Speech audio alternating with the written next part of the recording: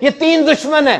دنیا بڑی تجربہ کار دشمن ہے, شیطان بڑا طاقتور دشمن ہے, نفس بڑا رازدار دشمن ہے. نفس کو دیکھیں, یہ اندر ہے ہمارے, کتنا رازدار ہے, ہمارے ٹکس اینڈ ٹرپس سب جانتا ہے, ہمیں ٹرک کرنا بھی جانتا ہے. اس لیے اس سے جہاد کو جہاد اکبر کہا گیا.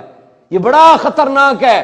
مولا کائنات نے فرمایا بڑا نادان ہے وہ آدمی جو اپنی ہر خواہش کو پورا کرنے کی طرف جاتا ہے.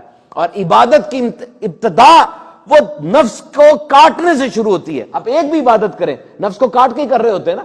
تو نفس کے بارے میں پریشان رہیں, نفس کے بارے میں ورڈ رہیں, سیکھیں نفس کا تزکیہ کیسے کیا جاتا ہے. پھر جو رکاوٹیں آ رہی ہیں اس کو دور کریں, اور دن میں رک رک کر اللہ کا ذکر کیا کریں تاکہ غفلت سے بچے رہیں.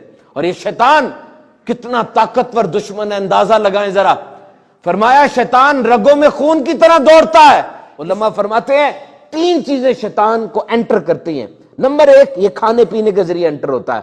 فرمایا کھاؤ ہماری دیوی رزق کی حلال چیزیں اور شیطان کے قدموں پہ نہ چلو, کیونکہ انسان کھاتا پیتا رہتا ہے سارا دن, یہ اس کے ذریعے انٹر ہوتا ہے. اور دوسرا بے حیائی کے ذریعے انٹر ہوتا ہے. جو بے حیا ہوتا ہے شیطان اس کے ساتھ کھیلنا شروع کر دیتا ہے. اور تیسرا وہ جو یہ طے کرتا ہے کہ میں ساری زندگی اسلام کے مطابق گزاروں گا, شیطان اس کو ٹرک کرتا ہے. اگر نمازی ہے اس کو بد اخلاق بنا دے گا, غریبوں کی مدد کرنے والا ہے اس کو بے نمازی بنا دے گا. ایک چیز کو سیو کر کے ایک چیز کو اڑا کے رکھ دیتا ہے.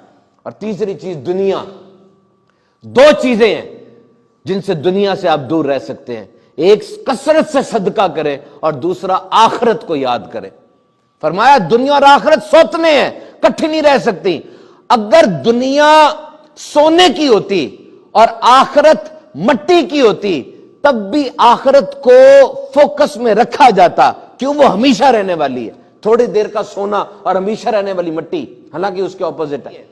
یاد رکھنا اس دنیا میں ہمارا یہ پہلا اور مستقل پڑاؤ نہیں ہے, یہ ہمارا تیسرا پڑاؤ ہے, یہ تیسری سٹیج ہے. پہلے مقام ارواح میں تھے, پھر ماں کے پیٹ میں تھے, اب دنیا میں, اس کے بعد قبر ہوگی, پھر قیامت ہوگی, پھر جنت دوزخ ہوگی. میرے آقا علیہ الصلوۃ والسلام نے حضرت عبداللہ بن عمر رضی اللہ عنہ کے کندھے پہ ہاتھ رکھا اور ارشاد فرمایا ایسے دنیا میں رہو جیسے اجنبی ہوتا ہے یا راہ چلتا ہوا مسافر ہوتا ہے.